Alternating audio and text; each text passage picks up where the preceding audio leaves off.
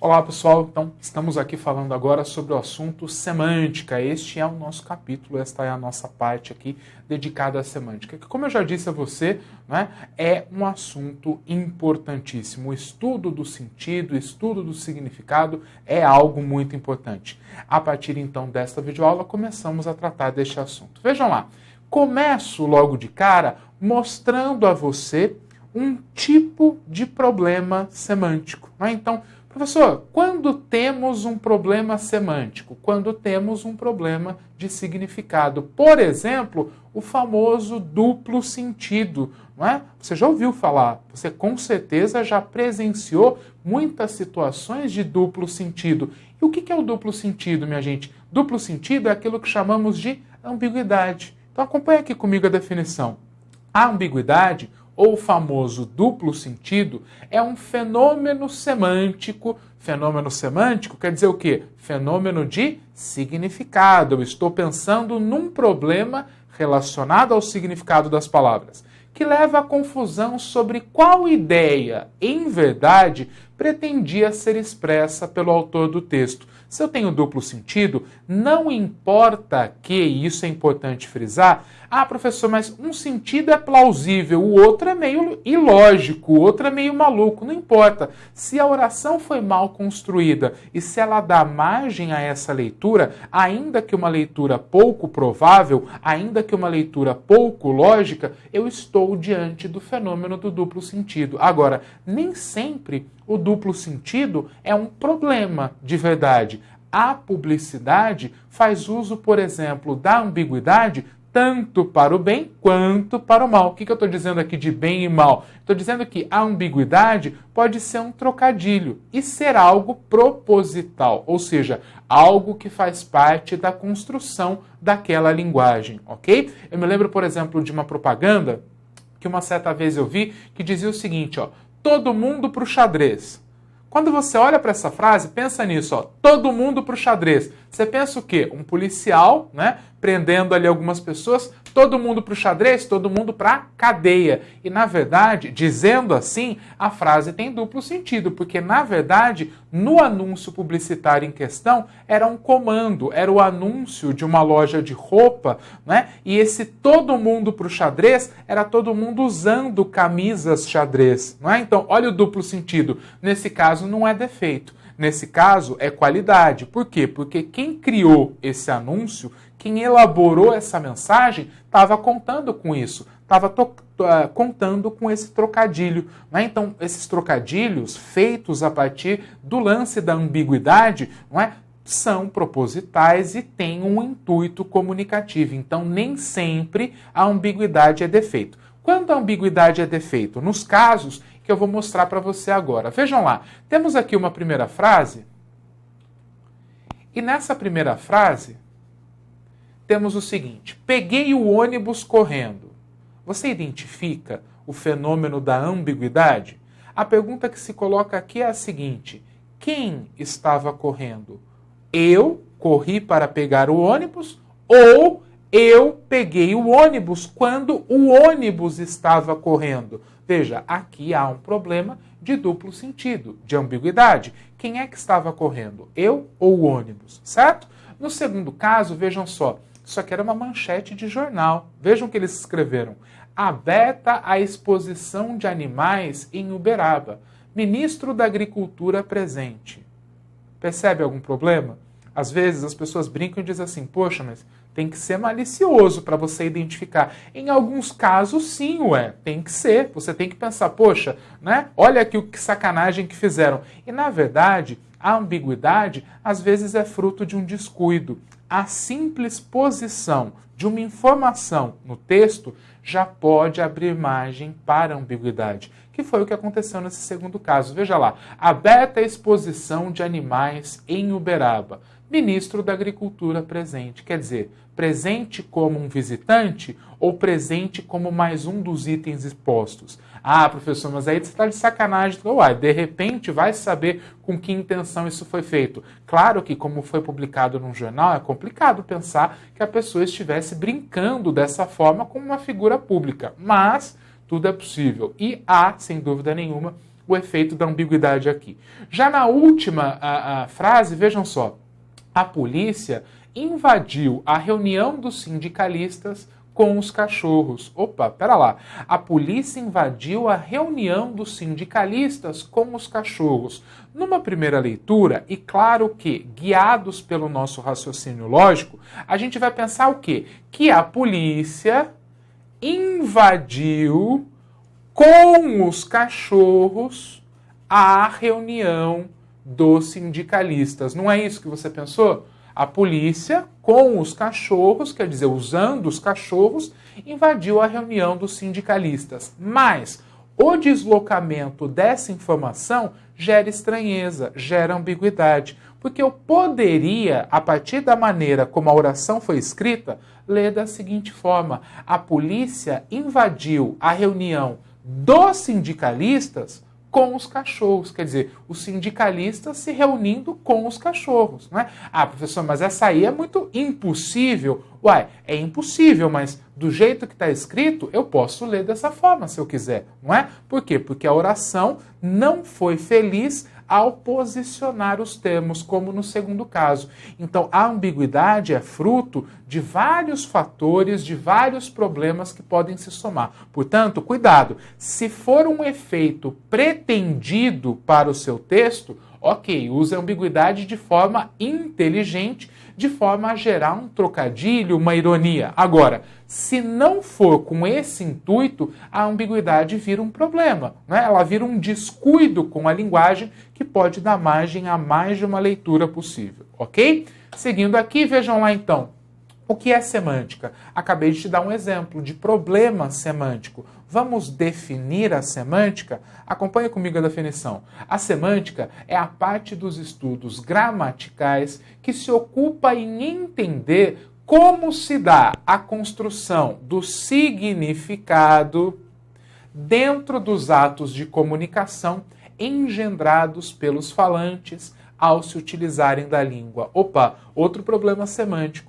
Que engendrados, hein? Quando eu não conheço o sentido de uma palavra, eu fico com um problema semântico, eu não sei o que ela significa. Engendrados, então eu coloquei aqui de propósito, engendrados significa feito, praticado, colocado em ação pelo falante, tudo bem? Então toda vez que você tem um problema com o sentido de uma palavra, você está às voltas com um problema semântico.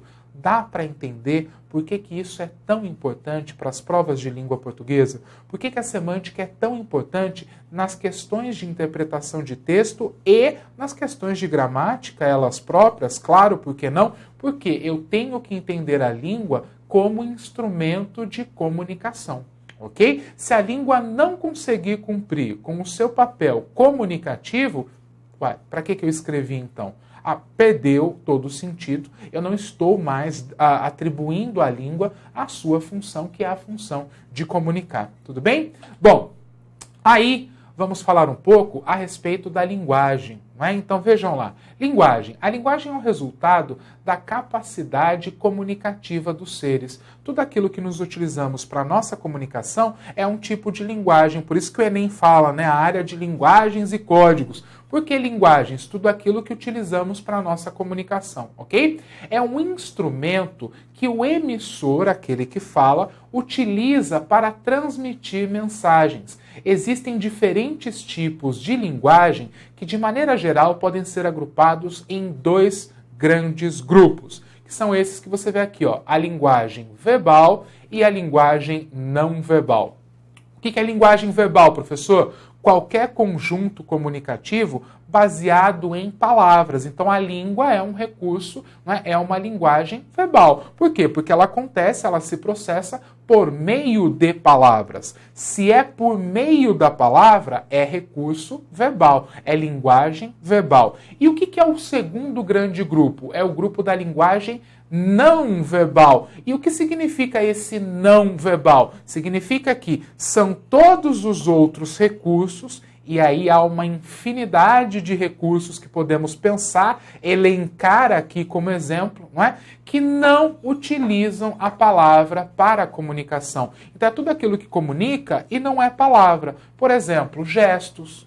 Se eu fizer assim para você, ó, eu estou comunicando, mas eu não estou dizendo nada. Isso é não verbal. Uma imagem, um desenho, uma ilustração, a linguagem da mímica, não é? A dança, a música, não a letra da música, a música, a melodia. Tudo isso é exemplo de linguagem não verbal. Tudo isso comunica sem usar palavras. Então, linguagem, não é? Todo aquele recurso comunicativo que permite às pessoas a expressão, né, daquilo que pensam, daquilo que sentem. Se usa a palavra, a linguagem é verbal. Se não usa a palavra, a linguagem é não verbal. E por que eu estou chamando sua atenção para isso? Porque semanticamente, quando recebemos ou quando produzimos informação, não é, nós podemos nos utilizar tanto de recursos verbais quanto de recursos não verbais. Agora, neste momento, eu estou utilizando predominantemente o quê? A linguagem verbal. Eu estou me comunicando com você,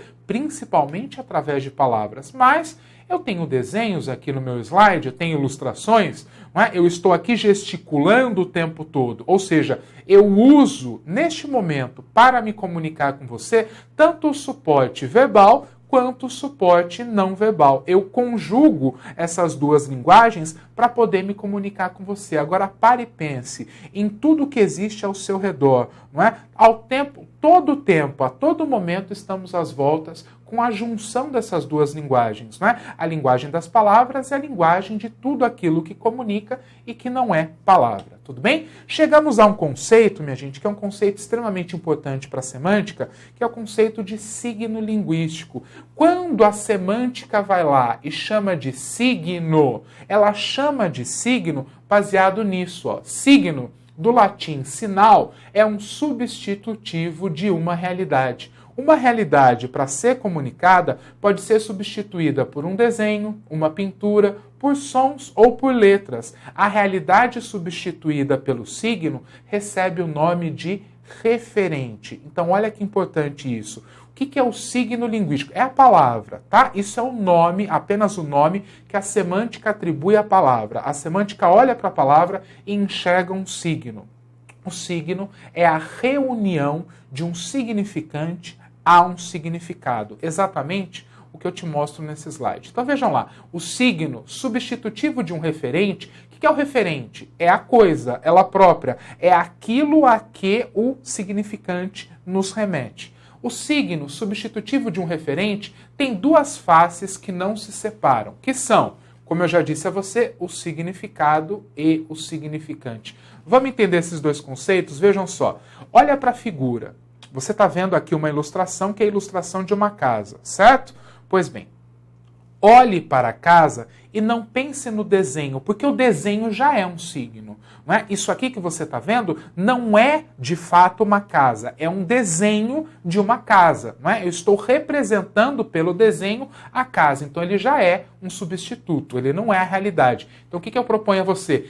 Aqui onde você enxerga a casa, você vai imaginar o objeto, a coisa, casa, lá no mundo real, né? Lá na vida, no mundo lá fora. Para se referir a essa realidade, a língua portuguesa criou a seguinte sequência de letras. C-A-S-A, ok? Essa sequência de letras é lida dessa forma.